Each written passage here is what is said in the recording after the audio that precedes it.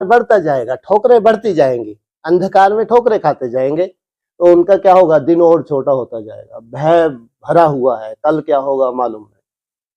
तुम्हारी समझ बढ़ती जाएगी, तुम्हारा दिन बढ़ता जाएगा, तुम्हारी निसंकल्प अवस्था बढ़ती जाएगी, अर्थ सहित आत्मा जागृत हो रही है। आत्मा सोती कब है?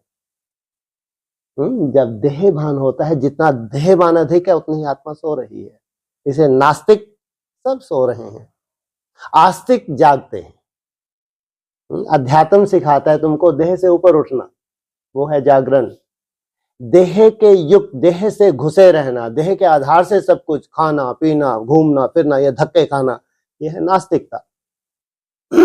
ये तो जागरण की सोच भी ना सके। देह के आधार से जितना भी फैलाया हुआ, ये क्या है? अंधकार है।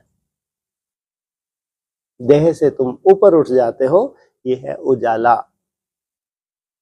तुम उजाले से शुरुआत कर रहे हो, वो कितने बड़े उजाले में पहुंच जाते हो। कहां पहुंच जाते हो? हैं जी, शिवालय में पहुंच जाते हो। किसकी गोद में? हैं जी, अव्यक्त ज्योतिर्लिंगम की गोद में पहुंच जाते हो। सूर्य है, सोचो आप, सूर्य अपने में तुमको संभाले,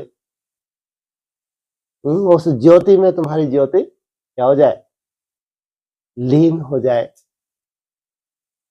तुम्हारे लिए कोई वैल्यू नहीं है ये चक्कर की, ये शरीर छोड़ा वो धारण किया, वो छोड़ा वो धारण किया, तो मंद बुद्धि है। कोई वैल्यू नहीं। शरीर की तुम्हारी दुनिया में कोई वैल्यू ना थी, ना है, ना होगी। आत्मा की वैल्यू सदा ही थी और सदा ही होगी। जो संस्कार तुम याद के धारण कर रहे हो, जो तुम अपना चेंज ला रहे हो, संस्कारों में परिवर्तन ला रहे हो, ये है सबसे बड़ी प्रॉपर्टी। इसलिए ये 21 रोज क्या करेंगे? मुख्य पुरुषार्थ क्या करेंगे? हैं जी, मुख्य पुरुषार्थ क्या करेंगे? 21 रोज का दिन बड़ा होता जाए। और अभी तो बताया, हाथों बनने का बताया, और संस्कारों का, और अभी तो बताया शिवालय का, और अभी तो बताया। पुरुषार्थ की बात हो रही है। क्या पुरुषार्थ करेंगे? जाना उसकी गोद में है, यात्रा तुम्हारी है। बीच में कौन बचा? मैं और मेरा बाप, और कुछ है ही नहीं।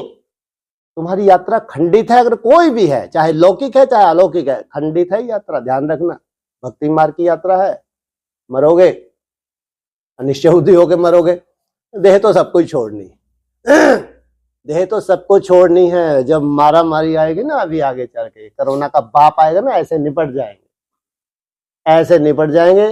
और पुरुषार्थ तुम्हारा कोई नहीं छीन सकता, ध्यान रखना। निपटेंगे ही निपटेंगे।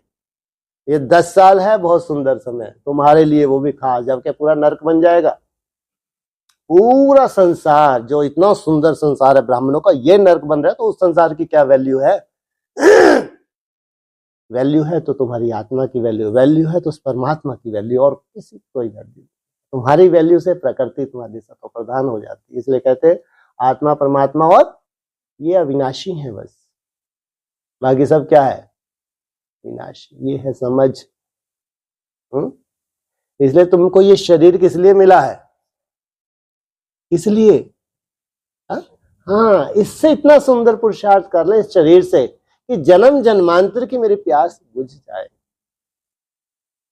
अभी तक तो शास्त्रों में उलझे रहे जन्म जन्मांतर, अब जाके तो एक समझ मिली है। शास्त्रों का सार हमारी बुद्धि में बैठा है।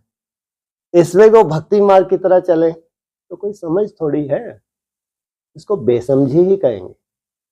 ठीक है, मुरलियों का भी जो रूप था, भक्ति मार्ग की तरह हमको चलाया, हमारे को एक कंपटीशन दे दिया, एक टारगेट दे दिया।